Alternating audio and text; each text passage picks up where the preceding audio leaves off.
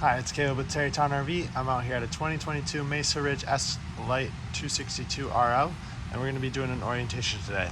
We'll start that right up here in the front with your power tongue jack.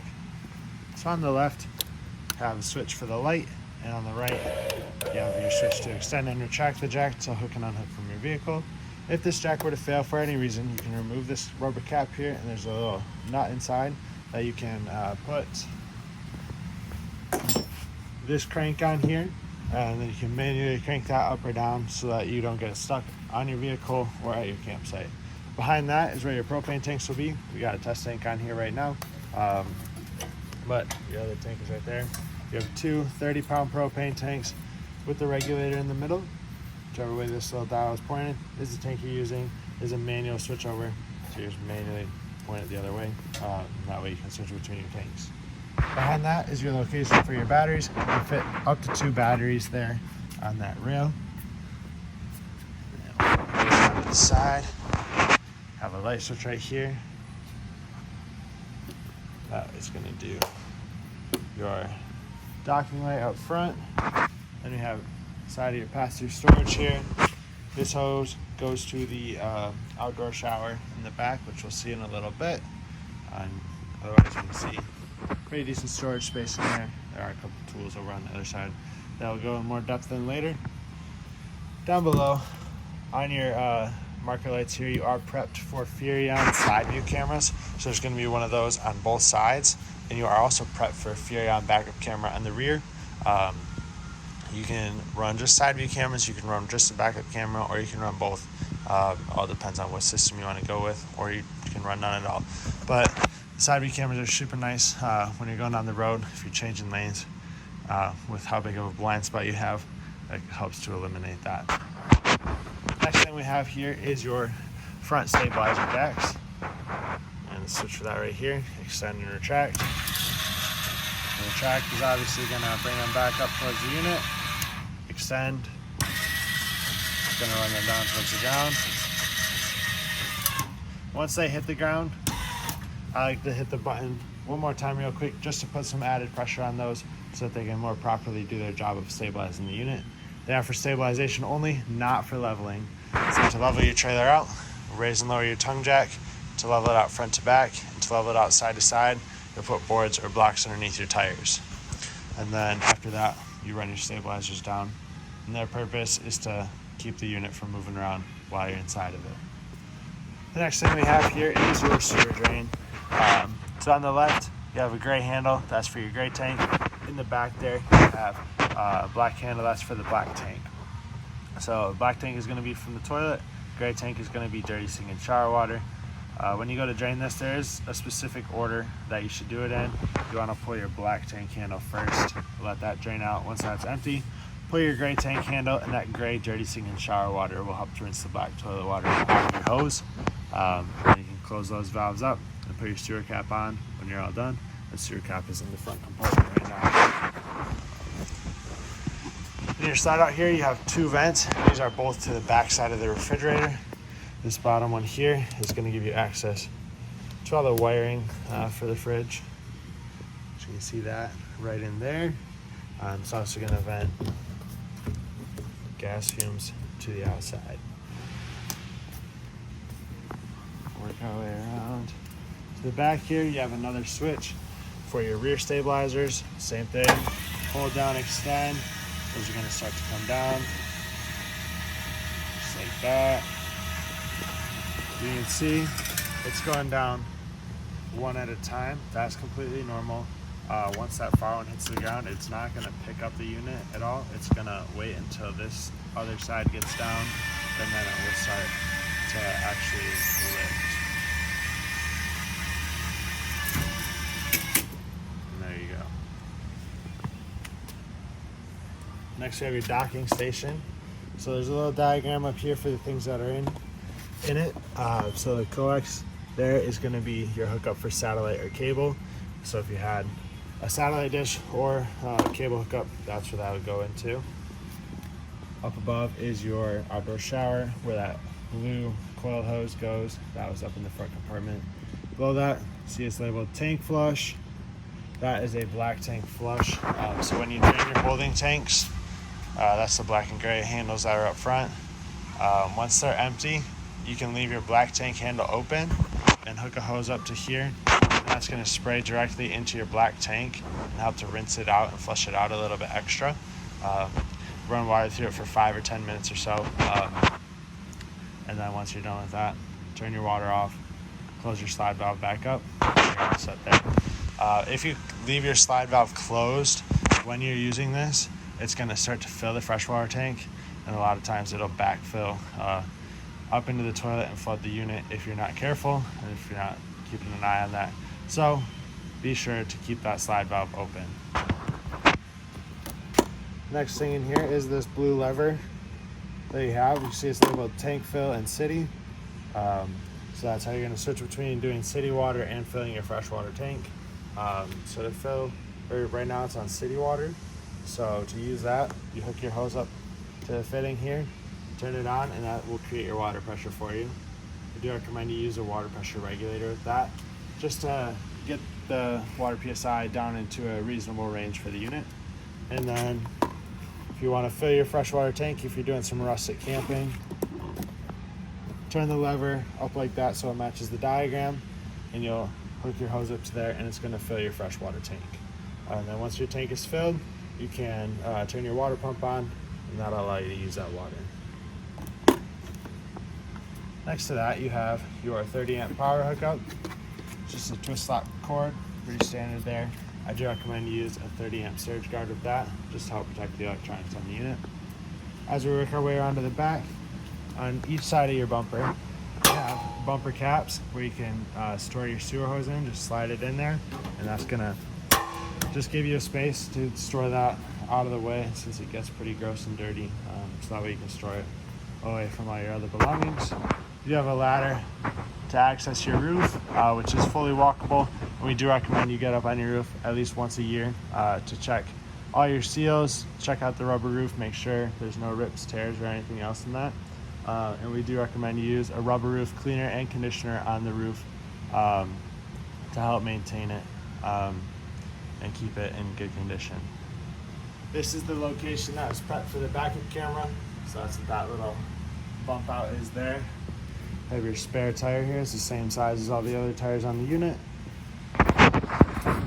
Down below you have a quick connect for the LP system. So if you had an outdoor griddle, Blackstone, something like that, you can get an LP tail to hook up to that, and then hook that up to your griddle, and that ties into the propane system. You have 2 sets of steps on here. This set is solid steps. Those ones are just your traditional fold-up steps. So with the solid steps here, just pick them up, and you push them into the door, and then lock them in place. So that's what they're going to look like when they go down the road. Your door is going to close over top of that, just like that.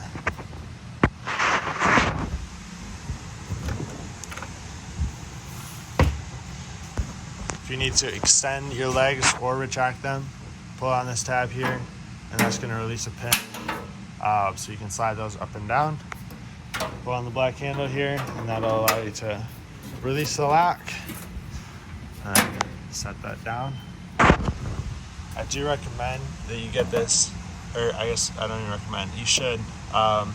When you take these steps out, you want to get the top of the step here as flush to the kick plate as possible, so that there's greater clearance for your door to close. Otherwise it's going to tend to hit on the top of the step there, and that'll help keep the door from rubbing or anything if your steps weren't completely leveled. You have 2 outdoor speakers up here, one right there and one above the front bedroom door right there. This vent is for above the stove. Just the tabs will pop open on it, and that'll allow you to vent that outside. Just snap it shut when you're not using it. You have a spray port right here. This is also going to work for that blue coil hose. This is going to be cold water only, whereas the outdoor shower in the back corner on the other side is hot and cold. You have 2 110 outlets with the weather cover. And we have your water heat. All right, so we got the water heater open here, so we can see inside. Down at the bottom is your anode rod that goes in the drain. Over time, that anode rod is going to corrode. That's completely normal. Every 2 or 3 years or so, you'll have to replace that. That anode rod corrodes so that the steel tank on here does not corrode. To fill though, or before you turn on your water heater on gas or electric, you want to be sure that the tank is filled. To do that, pull on your pressure relief valve and a little bit of water will come out. That's going to be your indicator that the tank is filled. And then you can go inside. You have a switch for the electric portion and a switch for the gas portion. For the electric portion, you do need 110 power. For the electric portion, or for the gas portion rather, you'll need your propane turned on. And you want to be sure that there's water in the tank before you turn that on. If you dry fire it or turn it on when there's no water in the tank, that's going to burn up your heating elements, and those have to get replaced. Right here is your furnace exhaust vent. That's going to blow out hot air when you're running your furnace, so you want to be sure you don't block or touch that. Then we have that second set of steps, just the fold up steps here. So flip up the bottom first, and then that's going to fold underneath just like that. That's how they're going to ride going down the road.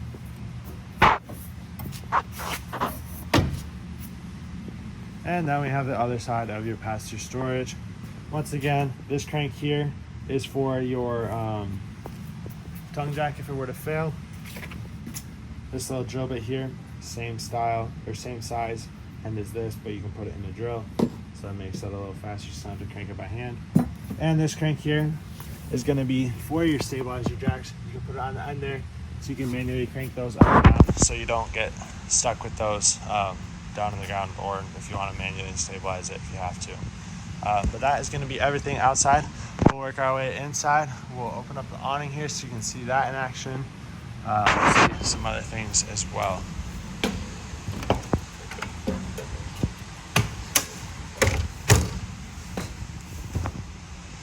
So right inside the door here, up at the top is going to be your monitor panel. So you check the levels of your battery, fresh tank, black tank, gray tank, and auxiliary. You're just going to have black and gray on here. The auxiliary tank is always going to read empty because there's only the 2 tanks, the black and the gray. Then you have the switch here for your water pump. So once your fresh water tank is filled, you'll turn that on and that will create your water pressure.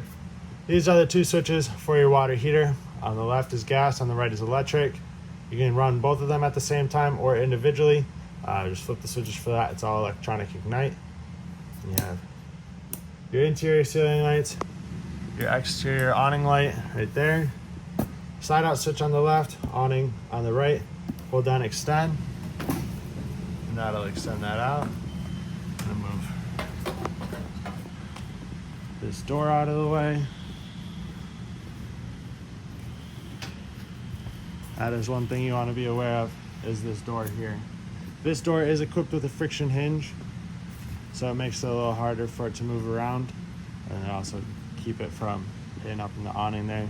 This door here is not equipped with a friction hinge, but it does have a magnetic door holder right there. That'll hold that in place. We'll continue to run this out now that door's out of the way. Hold down extend still. As you run this out, you do want to keep an eye on it. It's not going to stop automatically, so there's going to be a few indicators to look for. Hopefully we can get it out far enough here at the trailer next to us. But there will be a little extra fabric that hangs down. That's going to be your indicator right there. And you'll also see that black awning tube. So that'll be your indicator to stop. But this covers pretty much the entire side of the unit. So it gives you good shade and protection from some rain. It is also adjustable on each arm, so you can adjust the pitch. Just pull down and that'll bend at the elbow there, and that way you can adjust it one way or the other, so water will drain off of it rather than pooling up in the middle. Just be sure that you straighten that back out before you close the awning, and you can do the same thing on that arm there. So hold down, retract, and that's going to start to retract it. It'll stop once it gets up against the side of the unit, and that's when you take your finger off of the button.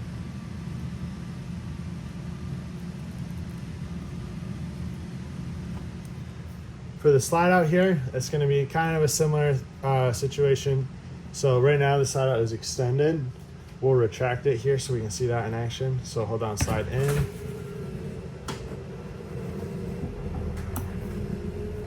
And that's gonna start to come in. This is a rack and pinion style slide out, so it's gonna make a clicking noise when it's fully extended and fully retracted.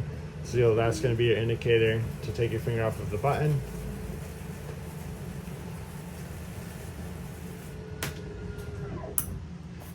Alright, this one, we don't have enough power really for it to make that clicking noise, but see how dim the lights are? It'll do that sometimes too. Turn it out, same thing, hold down out. That'll run that out there.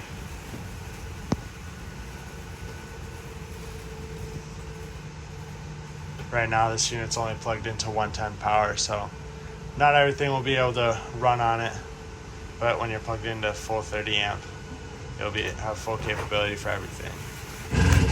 There's that clicking noise though.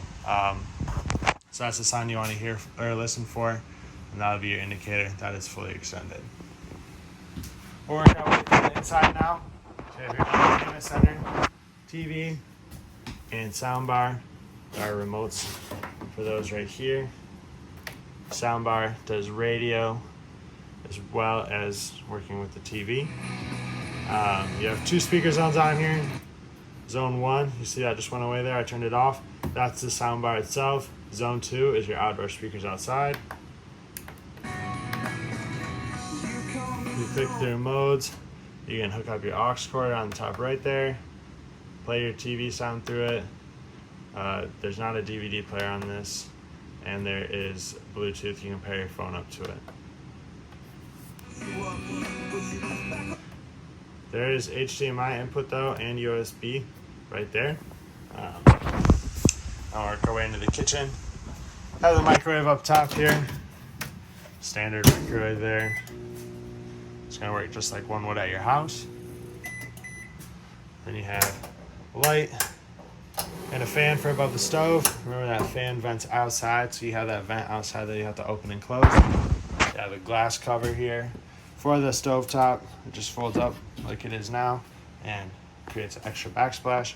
To light your stove, you want to turn the knobs to the flame icon. You can do all 3 at the same time or just one. And then you turn your igniter here to the right until the burner's light. There we go. And you can adjust your flame. Pretty standard. For the oven, you have to light a pilot light first. That's what this little flame icon is. Right now I can't turn it past that. So you gotta push and hold this in while you turn your igniter to light the pilot. Once that's lit, you can release that and set your temperature. You have a light switch on here, it goes 2 ways. If you flip it up, it does just the blue lights up top. If you flip it down, it does the blue lights as well as your oven light. And for travel or anything, or if you're even not using the stove, I recommend you put the cover down. Gives you extra counter space and also keeps the glass from wiggling around and bouncing around. Down below your oven, you have your breakers and fuses. All your breakers are on the left. They're labeled for you. All your fuses are on the right. They're labeled for you up here. So we'll work our way up here towards the bedroom and bathroom. In the hallway, you do have your thermostat for the AC and for the furnace. So we'll hold down power here. That's going to turn it on. So first it's going to pull up fan. And it's just going to do the fan in your AC. Click that again. See it clicks through on the left. Now we're to heat. And then back to off. Or back to fan rather. And then you hold down that to turn it off. If you click the fan button, that's going to go through your fan speeds, and the up and down arrows are going to adjust your set temperature. Step into the bathroom here. So you have your sink and your 110 outlets here with the GFCI reset. You have a shower here with the sliding glass doors. There's a travel lock on here. When you lock this down, instead of just setting it in place, you want to hear it click into place just like that. And your toilet has a foot pedal flush on it. Halfway down brings water just into the bowl. All the way down flushes it into the black tank. And there's another thing up here, your vent and fan. So crank it, open and close, and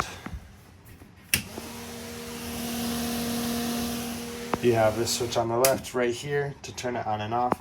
That way you don't have to reach up and turn it on and off. You just want to be sure that this is closed for travel. You don't want that open going down the road. And also, if it's going to rain, obviously you want that closed so you don't get water inside. Right down here is your carbon monoxide detector. So as long as that green light's on, that means it's working. It is connected up to the battery. So over time that light will drain the battery down. That'll take a long time to do that though. But generally, if you have this stored for a long time, you'll want to disconnect your battery so that doesn't drain it.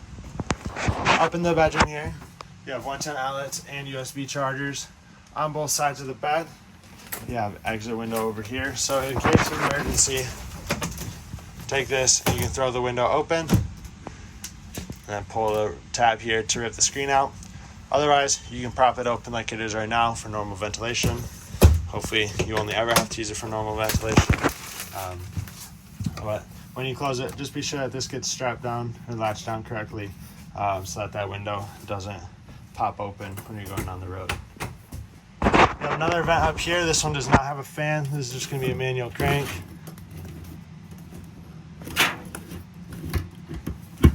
And on the wall behind me, you have a location for a TV. So there's a backer built into the wall, and then your connections are right up top. Your antenna booster is up here, so this green light here, when that's on, that means your antenna is on. If you push the button next to it, that'll turn it off. So if you're hooked up to cable or satellite, you'll want this off, so there's no light on. But otherwise, keep that on. You have a nice little storage area. At the bottom is where your furnace is located. That's just the air intake for it. And any black vents you see along the floor like that, those are going to be for the furnace. Any white vents you see up in the ceiling are for the AC. It's fully ducted through the ceiling for you. We'll make our way to the other half of the unit here now. So we have the refrigerator here on the left, or on the right side rather. This gas and electric. It's on right now. So if we click our mode, right now it's on auto with the electrical plug, so that's the source it's using. On auto, it's going to switch between gas and electric. Based off of what source is available, it prefers electric, so it's going to look for that first. Since we're plugged into power, that's what it's running off of. If you weren't plugged into power, it would switch over to propane. Otherwise, you can run it just on electric or just on gas, or back to auto. And on the right here is going to be your temperature settings. 5 of the snowflakes is going to be the coldest. Hold down the power button to turn that on. Then you have your U-shaped dinette. This does turn into a bed, your extra sleeping area. So to do that, remove the tabletop here from the leg. It just picks up off of there, and then you'll take the leg off of the mount for it in the ground, and just set that aside. And then you'll take the tabletop and you'll set it on these black ledges all around, and you'll use the cushions to fill in the gap in the middle there. So then you have this full thing as a bed. You have your tri-fold sofa in the back here. This also folds into a bed. These rear cushions are just Velcroed on. Just take them and move them aside. And then you'll grab in the middle here, pick up, and pull out towards you. You'll fold these 2 legs down on both sides. Set that down, and you'll fold the back cushion down with it. And that folds out into another sleeping area as well. To put it back into a couch, just do everything in the opposite order. So you flip the back, fold up these legs, and then you'll set this down, and then you can replace the rear cushions.